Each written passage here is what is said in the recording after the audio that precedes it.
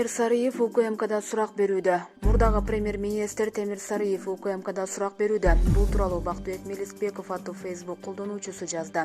Темир Сарыев 4 сааттан бери УКМКда суракта отурат. Суракка Кумтөр иши боюнча чакыртылган деп жазган ал. Булак медиа центр. Асылбек Жээнбеков абактагы Мелис Аспековду сотко берди.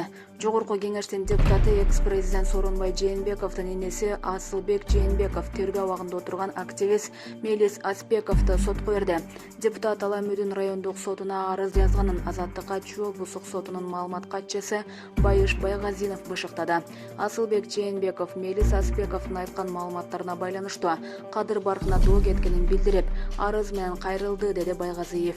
Чүй облустук сотунун маалымат кызматы арыз ээси моралдык чыгым үчүн 1 миллион сом талап кылып, Аспековдон Жээнбеков Садыр Жапаровго шайлоо өнөктүгү үчүн 10 миллион доллар берген деген маалыматтын төгүндүүнү талап кылып жатканын да ырастады. Булак Азаттык. Кытай Кыргызстанга аскердик техникалык жардам берди. Кытай бийлиги Кыргызстандын коргоо министрлигине аскердик техникалык каражаттарды жардам катарында берди. Бул тууралуу министрликтен билдирди. Техникаларды тапшыруу аземи 26 майда Улуттук гвардиянын алдында өттү. Аземге коргоо министри Талайбек Өмүралиев менен Кытайдын Кыргызстандагы элчиси Ду Девен катышты.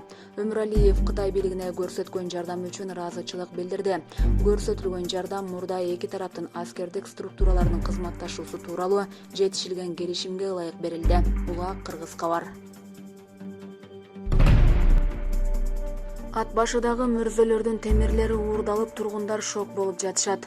Ат башы районунун Ат башы айылындагы көрүстөндө маркумдун мүрзөсүн коруу үчүн орнотулган темирлер уурдалганы боюнча тергөө амалдары жүрүп жатат. Бул тууралуу аймактык кабарчыга Ат башы айыл өкмөтүнүн башчысы Кубан Чоробеков билдирди.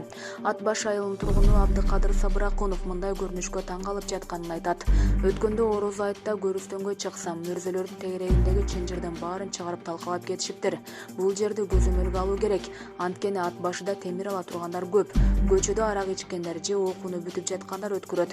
Уурулар кайра калууна келтирип бериши керек. Заман эмне болуп бара жатат, таң каласың. Мындайга арбактар деле ыраазы болбойт го, деди ал. Ат башы айыл өкмөтүнүн башчысы Кубан Чоробеков бул боюнча учурда тиешелүү иштер жүрүп жатканын билдирди.